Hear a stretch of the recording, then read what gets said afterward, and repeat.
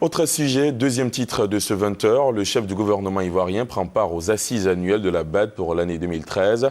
La rencontre se tient au Maroc avant la cérémonie d'ouverture officielle prévue pour après-demain. Daniel Kablan-Duncan a animé un panel ce mardi sur place à Marrakech autour du thème « L'importance des infrastructures dans le développement du continent africain ». Les détails avec Alvarassa.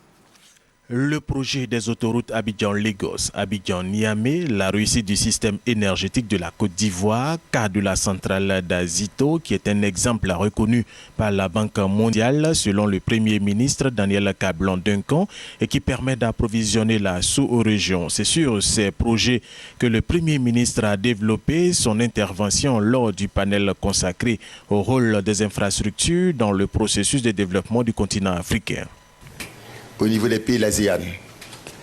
Je crois que ces pays ont montré la voie. Que si nous voulons au niveau de l'Afrique aller très vite, il faut accorder une importance particulière, disons aux transformations structurelles. Que ce soit des transformations à la fois, disons globales, qui doivent être profondes, mais aussi des transformations sectorielles. Et disons, c'est ce qui permet d'aller de l'avant. Et ça demande des efforts énormes, mais disons que les résultats sont très payants.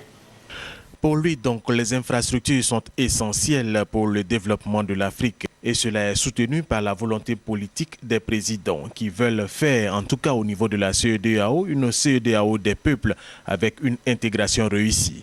Lors de ce panel relatif au rôle des infrastructures dans le processus de développement du continent africain, le Premier ministre Daniel Kablan-Duncan avait à ses côtés Ibrahim Ba de la CEDEAO et Kalam Pingenga du secteur privé. Pour eux également, les infrastructures précèdent tout développement. Et c'est ce qui se fait actuellement en Côte d'Ivoire, au Niger et en Sierra Leone, permettant à ces pays d'avoir une croissance économique respectivement à 8,9%, 11% et 18%.